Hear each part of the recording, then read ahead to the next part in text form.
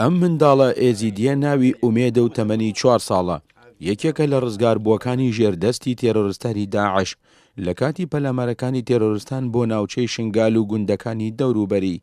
ئەم منداڵە کە ئەو کات تەمەنی 1 ساڵ بووە لەگەڵ دایکیدا لەلایەن تێرۆریستانەوە دەڕفێنرێن، بەڵام دوای ڕزگارکردنی مووسڵ ئەم منداڵە ڕزگار دەکرێت و دەگەڕێنرێتەوە بە باوکی شاد دەبێتەوە، بەڵام تا ئێستا چارە نووسی دایکی بە نادیاری ماوەتەوە.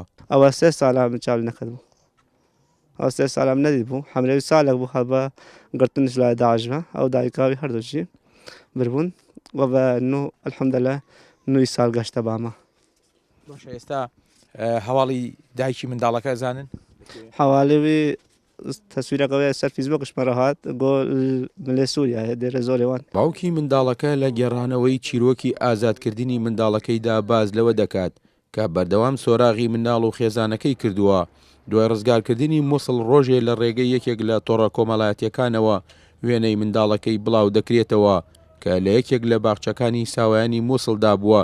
لە کاتی هێنانەوەی منداڵەکەدا دەبینێ دەیان منداڵی تری بێسەرپەرشت کە داعش لە دایکیانی جیا کردوێتەوە لەو باخچەی ساوایانەدا بوون، بەڵام تەنیا ئومێد چانسی ئەوەی دەبێت بە باوکی شاد ببێتەوە. ئەvê جێشوان ئازاد کرد، پشتی ئازادکردین ئەلداردی تام المووسڵ بوو، تەسویراوێ سەر فیسبوک نەشر کردبوون، مادیما ناز کرد گوتن وەرمە تەلەفۆن کرد گۆرن زارگە خوا بن. باپیری منداڵەکەش بە چاوی پڕ لە فرمێسک و دڵی غەمگینەوە باز لە ئازادبوونی ئومێدی جگەرگۆشەیان دەکات. لەلایەک هیوایەک بوو بۆ خانەوادەکەیان، لەلایەکی ترەوە بێسەر و شوێنبوونی دایکی منداڵەکەش ئەو ئازارە بەسۆیە کە هەمیشە لە دڵیاندا دەمێنێتەوە بە هیوای ئەوەن ڕۆژێک بێت دایکی ئومێدیش ئازاد بکرێت و جارێکی تر جگەرگۆشەکەی لە ئامێز بگرێتەوە.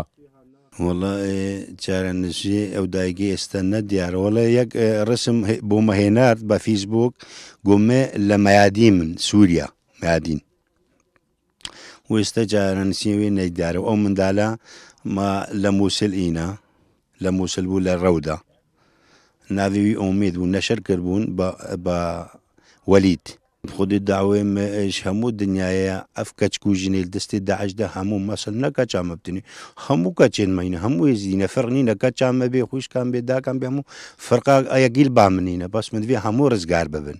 ئازادبوونی ئەم منداڵە لە ژێردەستی تێرۆریستانی داعش لەلایەک بووە هۆی شادبوونەوەی خێزانەکە، لەلایەکی ترەوە باوکو و کەسوکاری غەمی ئەوەیانە ئەم منداڵە قۆناغەکانی ژیانی چۆن لە دووری دایکیەوە بباتە سەر.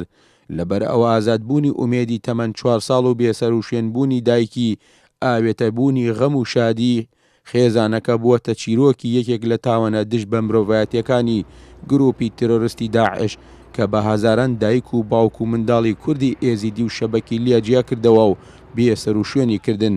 لەبەر ئەوە ئەم جینۆسایدە بە هەمیشەی لە لاپەڕەکانی مێژوودا دەمێنێتەوە. ئاکۆ ئەمین، کورسات نیوز، کەمپی ئاشتی، ناحێ عەربەت.